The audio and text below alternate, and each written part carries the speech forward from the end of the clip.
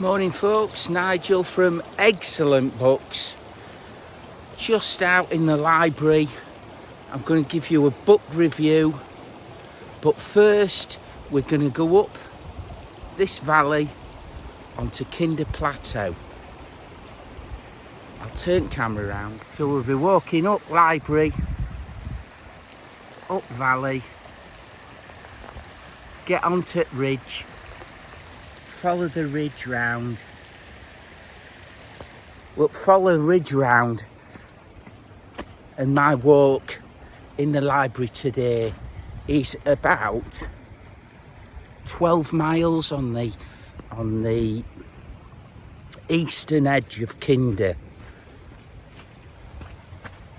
What I'll do is I'll get onto Plateau, find a nice spot because it is early. It's only like 8 o'clock, something like that.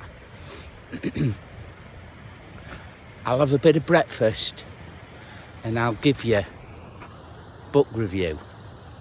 See you soon, folks. So we've been following this little brook, loads of little waterfalls, and in there there's a little swimming hole with a waterfall. We're following this path up, around and up onto the top there.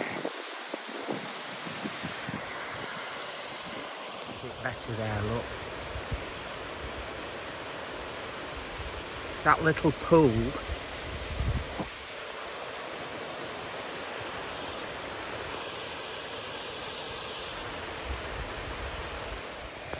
that little pool's about 8 foot deep, believe it or not. And in the summer, I have been known to take a float in there, and I do say float because I'm not a swimmer.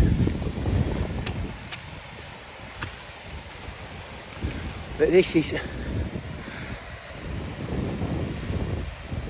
a lovely part of the library we're in here. Let me turn it round.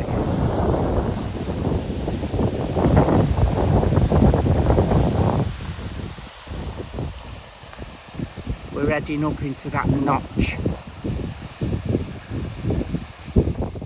So this is library I've got. Kinder Plateau's just on top. We're going to head up on there and then follow ridgeline all the way on. Just over this moor, flattens off right flat, then drops back down. We're in scrape of the library here. So we're in scrape on library. I've said about this book, very recent acquisition. Absolute classic. Kestrel for a Knave by Hines. 208 pages, very quick read. Got made into a film called Kes. That won loads of awards. If you're thinking of getting said book, I would, and you're not from the north of England, you live abroad, I would strongly recommend you watch the film Kes first, because the dialect is very colloquial, I think that's what they call it, colloquial to the old pit towns, coal mining towns on the, like Barnsley, Grimesthorpe, on the north side of England, North Yorkshire. They've got I live in Sheffield, so this is only like 30 miles away from where I live. There are two girls at work who talk exactly like this. They say the, thou, to rather than the. So is thou going to shops? Or see the down pub. So are you going to the shops? I'll see you at the pub. It's quite a hard, clipped dialect. The, thou, that. Everyone uses it. And it's quite, because Billy Casper, it's wrote in his language. So Kestrel for a knave. It opens up. An eagle for an emperor, a gyr falcon for a king, a peregrine for a prince, a sorker for a knight, a merlin for a lady, a goshawk for a yeoman, a sparrowhawk for a priest, a musket for a holy water clerk, a kestrel for a knave. Now, a sorker is the second fastest bird in the world in level flight, and it's the first is a swift, the third fastest bird animal in the world in a stoop after a peregrine falcon and another, and it's quite a big bird. It's like a peregrine. That's a sorker, because I didn't know what that was.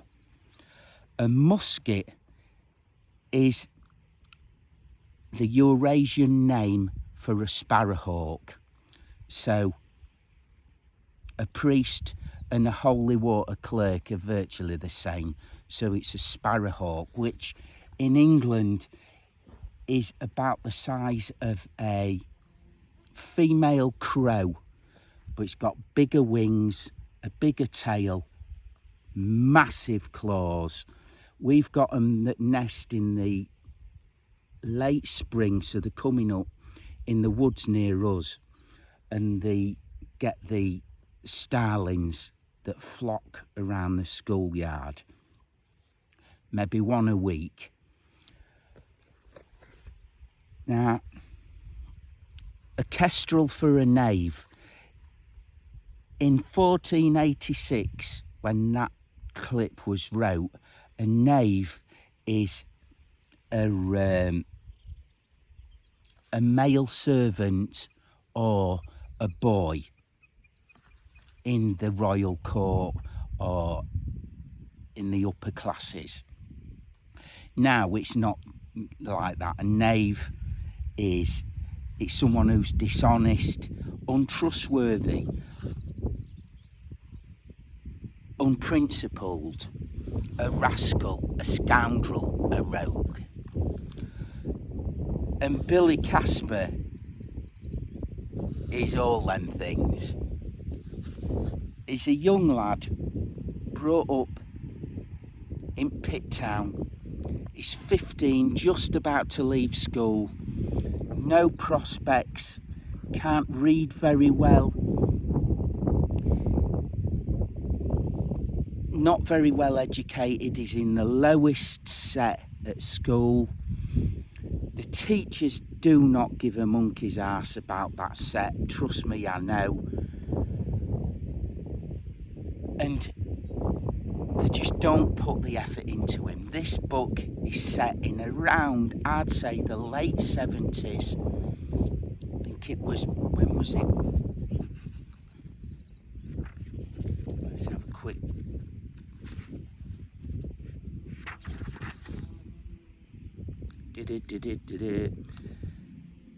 68. So it's in the early 60s, this book set. 60, mid-60s. When Pitt towns, before Thatcher shut them all down, were thriving. Coal. So Billy lives with his mum, separated from her dad because she was shagging uncle and loads of others. His brother Judd is a right piece of work, beats him up regularly, makes him put bets on while he's at Damp Pit. And it is quite a sad book, because this poor lad's got no prospects at all, none. Just have a drink.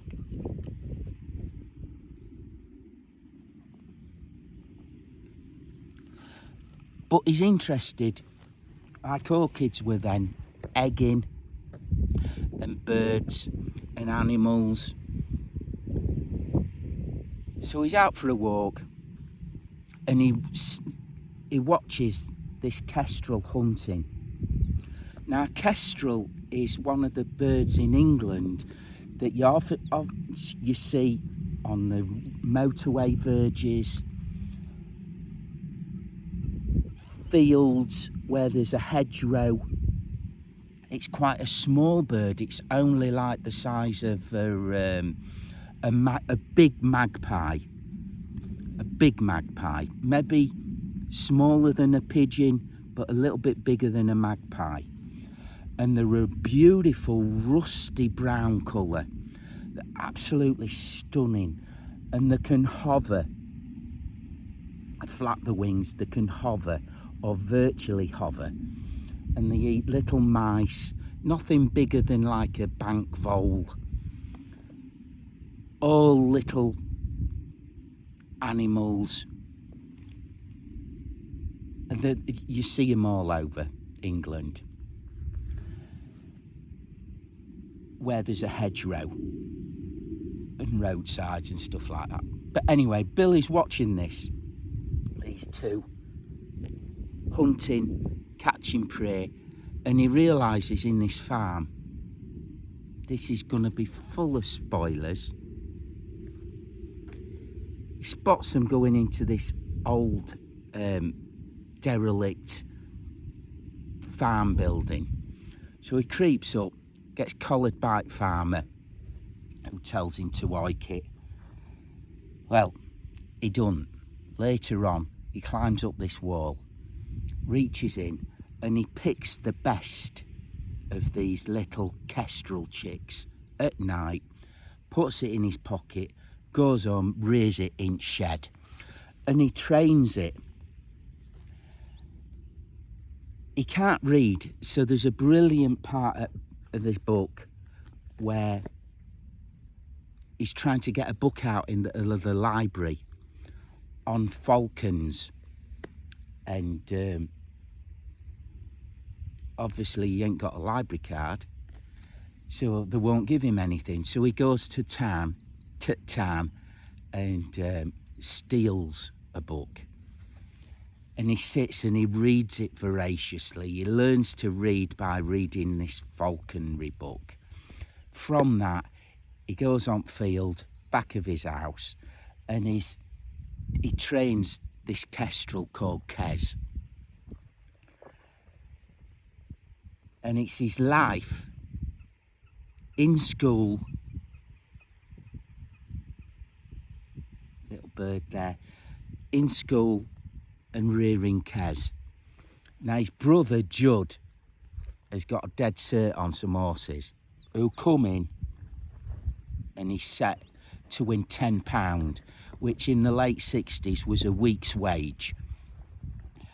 But because he's such a outsider, Billy, in his lunch, spends the money on a bag of chips and some meat for Kes.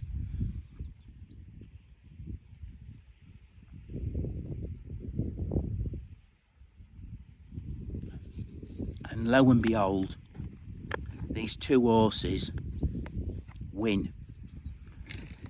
So if he'd have put the bet on, Judd would have been 10 quid up, a week's wage. But he hadn't, so Judd, he's after him. He goes home and he kills Kes.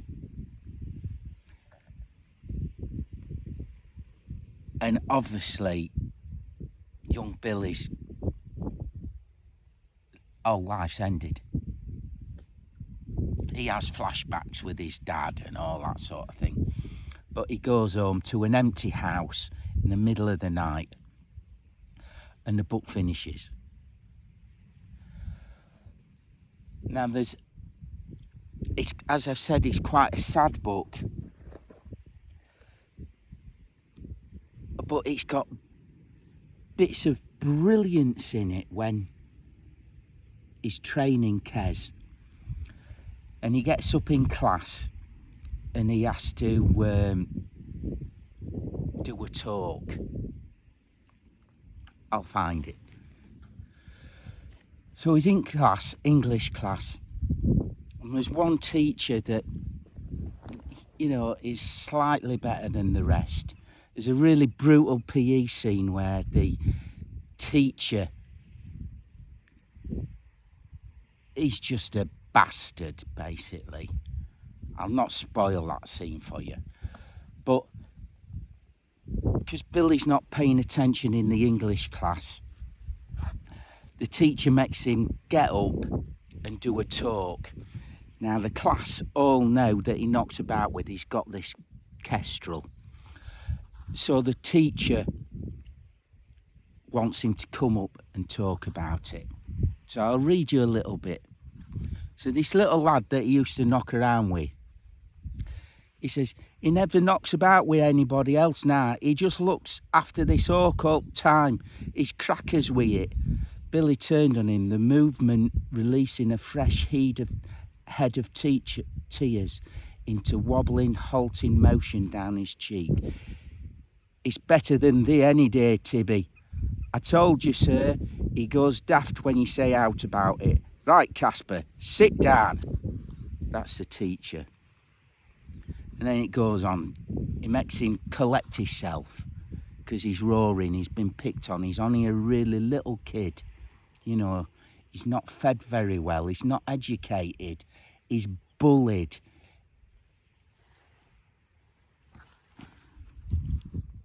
So the teacher finally gets him up to the front and he says, now then, Billy, tell me about this hawk. Where did you get it from? Found it. Where? Intwood. What happened to it? Was it injured or something? It were a young un. It must have tumbled from nest. And how long have you had it? Since last year.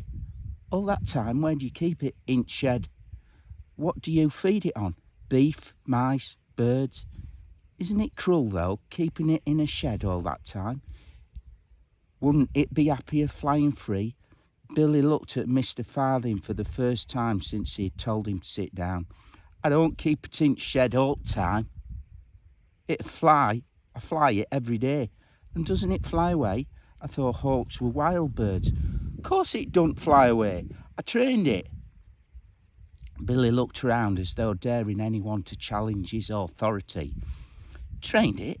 I thought you had to be an expert to train hawks. Well, I did it. Was it difficult? Of course it was. You have to be right patient with him and take the time.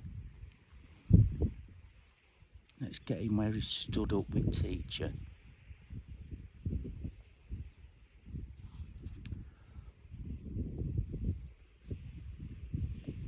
Well, what you do is this. You train him through stomach. You can only do out with them when they're hungry. So you do all your training at feeding time.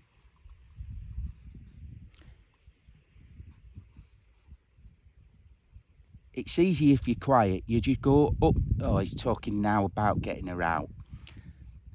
This is the dialect that you've got to contend with. It's easy if you're quiet. You just go up to her and she's roosting and spreading her tail wings. If feathers at blue-nipped bottom at shafts, that means there's blood in them and they're still soft and they're not ready yet. And when they're white and hard, they're readies and I can start training her. Kes was as fat as a pig when I first caught her. All young hawks are when you first start to train them, and you can't do much with them till you've got the weight down. There's got to be patient. You've got to be ever so careful though. You don't starve them, you just weigh them for every meal to then cut down the food.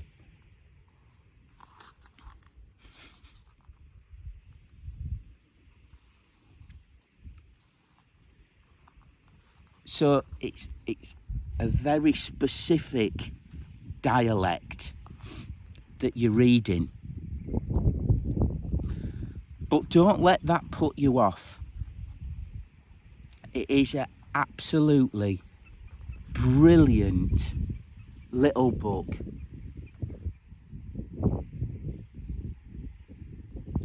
See, there's all birds in this little brook on the scrub oak and little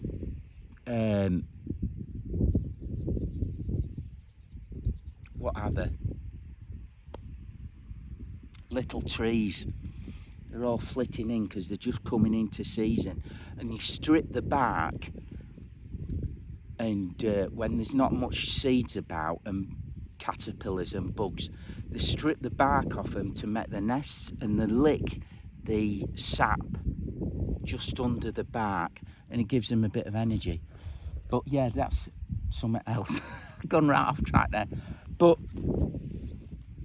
Kestrel for a Knave by Barry Hines. Absolutely fantastic book. Very local to this area. Watch the film, read the book. Let me know in the comments what you thought of it, if you have seen it and read it. It's a cult film, it's a cult book, and I hope you all like it. Like, subscribe, comment, stay gorgeous, keep reading. I'm off to top at more, and I'll see you in the next one, folks. Bye.